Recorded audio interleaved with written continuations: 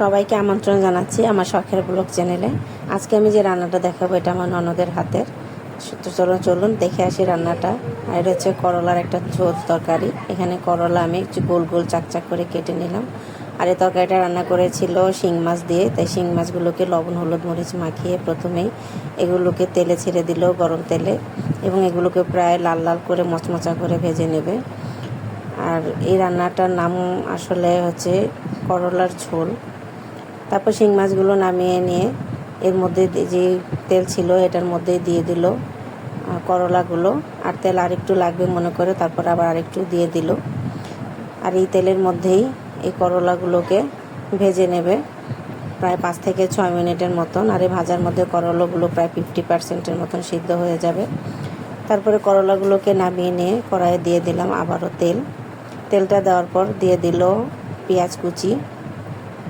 পেঁয়াজ কুচিগুলোকে তেলে ভেজে নিব। ভাজার পর দিয়ে দেব এখানে প্রথমে দিল লবণ, তারপরে দিল আদা রসুন বাটা।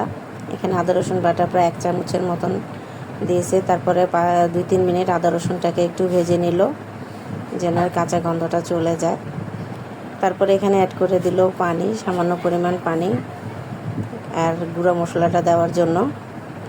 তারপরে মশলার মধ্যে এখানে প্রথমে দিল ধনিয়ার গুঁড়া, তারপরে দিল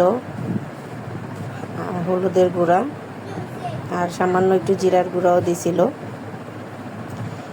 এগুলোকে একটু নেড়ে চেড়ে আবার দিয়ে দিল এখন মরিচটা আপনারা পছন্দ মতনই দিবেন।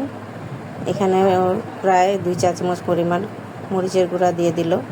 দেওয়ার পর এখন মশলাটাকে ভালোভাবে কষিয়ে নেবে।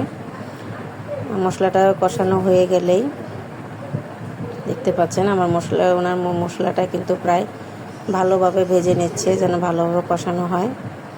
তারপরে দিয়ে দিল পরিমাণ মতন পানি। আসলে তরকারিটা আপনারা কী পরিমাণে ঝোল খেতে চান সেই আন্দাজেই পানিটা দেওয়া হলো। আর পানিটা দেওয়ার পর এখন প্রায় 10 থেকে 15 মিনিটের মতন ঢাকা দিয়ে রেখে দেবে জাল করার জন্য, পানিটা যেন ভালোভাবে জালে আসে। তারপরে দিয়ে দিল ভেজে রাখা করলাগুলো। যেহেতু করলাগুলো আগেই মোটামুটি সিদ্ধ ছিল, এখন আর গরম পানি ফুটানো ইয়াতে দেওয়ার পর বেশিক্ষণ লাগবে না সিদ্ধ হতে। এগুলো দেওয়ার পর আবারও ঢাকা দিয়ে দিল 5 থেকে 6 মিনিটের জন্য। আর এর মধ্যেই করলাটাও প্রায় সিদ্ধ হয়ে গেছে। আর সিদ্ধ হয়ে যাওয়ার পর এখন দিয়ে দিল মাছটা দেওয়ার পর 5 মিনিটের বেশি রাখবে না। মাছটার মধ্যে শুধু ঝোলটা প্রবেশ করার মাত্রই তৈরি হয়ে গেল করলার ঝোল তরকারি। আর এই রান্নাটা আমি প্রথম খেয়ে ননদের হাতে খেলাম। আমি বাসায় এসে ট্রাই করেছি এবং এই রান্নাটা খুবই মজা। আর করলাটা খেতে একটু তিতো লাগে না। আপনারাও ট্রাই করে দেখবেন। ধন্যবাদ।